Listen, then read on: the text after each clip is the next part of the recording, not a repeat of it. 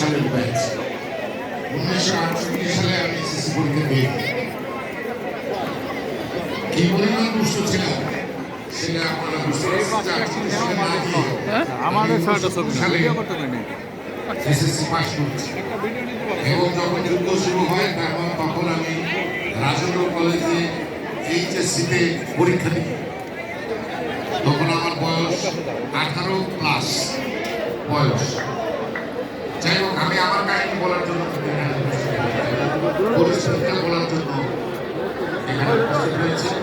এই মহান মুক্তিযুদ্ধে ফরিদপুর জেলা স্কুলের একটি গৌরবময় ইতিহাস আছে। সেই গৌরবময় ইতিহাস বলার জন্য আমি এখানে আসলে এসেছি। আপনারা আমি খুব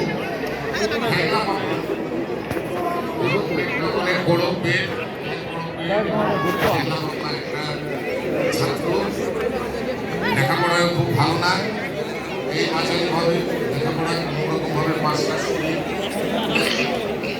এখানে যে ব্রিলিয়ান্ট ইঞ্জিনিয়ার আছে, আরো ইঞ্জিনিয়াররা এখানে বসা আছে যারা আমার বন্ধু, এবং কালকে আপনারা দেখেছেন বিখ্যাত ডাক্তার দিন মোহাম্মদ, এরাও আমার বন্ধু। এখানে বিখ্যাত খেলোয়াড় মামুন, তারপরে ইঞ্জিনিয়ার মুজিবুর রহমান, ওরা কালকে এখানে দুই ব্যক্তি করেছে। তো ফলে দুই ব্যাচের ছেলেরাই 68 এবং 69 বৎসরের ছেলেরাই আমার বন্ধু, এবং এখনো এই বন্ধুত্বটা মানে অটুট আছে। আপনারা জানেন যে এখানে একজন বাংলাদেশে একজন বিখ্যাত রবীন্দ্রসঙ্গীত শিল্পী আছে, ফাহিম হোসেন চৌধুরী। এখানে আমাদের এই যে কামাল ভাইয়ের ভাই, আমাদের মাননীয় মন্ত্রী কামাল ভাই, তার ভাই, সে ফাহিম হোসেন চৌধুরী আমার বন্ধু। আমি এই পরিচয়গুলো বলছি যে তাদের সঙ্গে আমার মানে কোনো তুলনা হয় না, কিন্তু একটা জায়গায় আমি অনেক এদের থেকে অনেক দূর এগিয়ে গিয়েছি বলে আমার মানে নিজের কাছে নিজের এক ধরনের একটা গর্ব অনুভব করি। আমি হৃদয়ের ভিতরে আমার যে স্পন্দন হয় প্রতিদিন, এবং নিজেকে যে স্পন্দন হয়, সেই স্পন্দনে আমি অনুভব করি যে আমি একজন মুক্তিযোদ্ধা, এবং আমি এই দেশের জন্য যদি সরিষা পরিমাণ কোনো অবদান আমি রাখতে পারি, সেটা আমি রাখতে পেরেছি।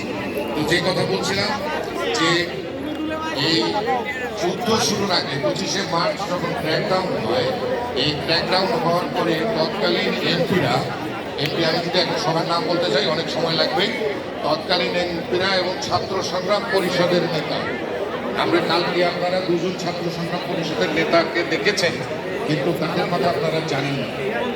একজন হচ্ছে মীর নাসির হোসেন, আরেকজন হচ্ছে এনরা ছাত্র সংগ্রাম পরিষদের নেতা ছিলেন। ওনাদের নির্দেশে ফরিদপুর রাজেন্দ্র কলেজে ইওটিসি, যেটা নাকি এখন বিএনসিসি যেটাকে আমরা বলি, সেই ইওটিসির নেতৃত্বে এই মুক্তিযুদ্ধের ট্রেনিং শুরু হয়। আমরা সাধারণ মানুষকে ট্রেনিং